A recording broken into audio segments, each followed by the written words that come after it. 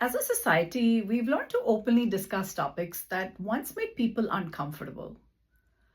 We talk about mental health, we talk about AIDS, we talk about abortion, we advocate for vulnerable communities like LGBTQIA plus community.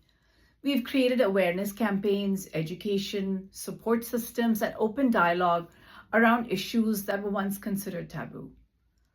So, why are we still uncomfortable talking about domestic abuse?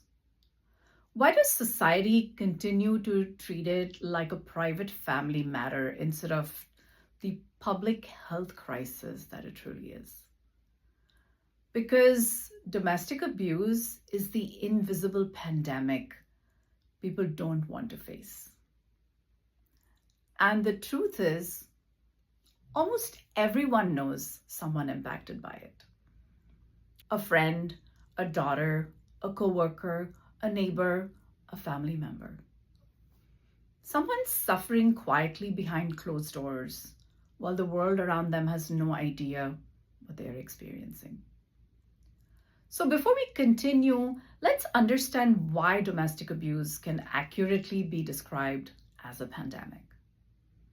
According to NIH, National Library of Medicine, between 2000 and 2018, almost 1 in 3 women globally experienced violence. Just think about that for a moment. 1 in 3. Across countries, across cultures, across religions, across income levels, across educational backgrounds.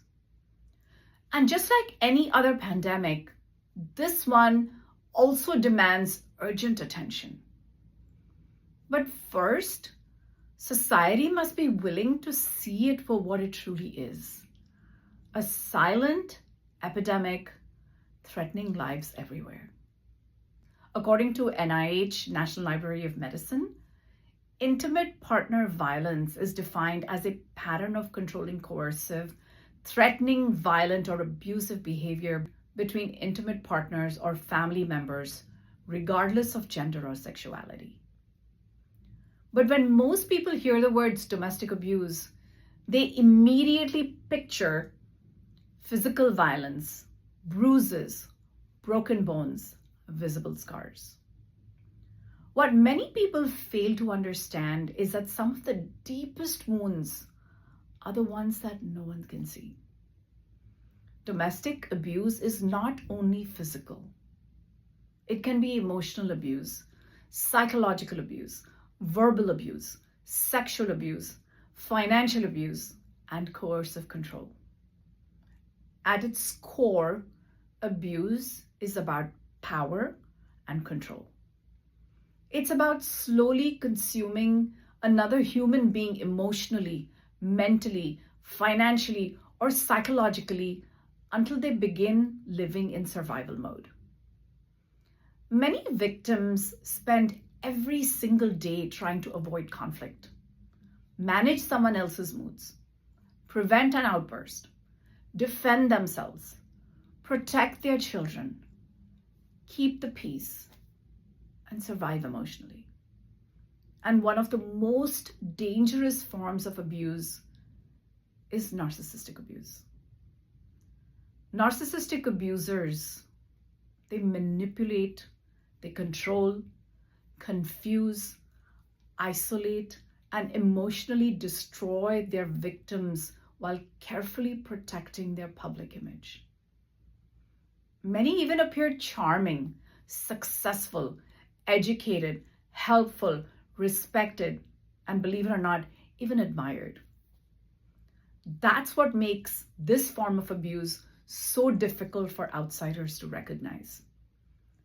There are generally 2 types of narcissistic abusers: overt narcissistic abusers who are openly abusive.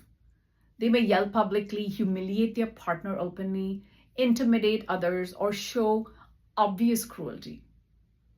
But covert narcissistic abusers are often far more dangerous because they hide behind masks of kindness, charm, and victimhood.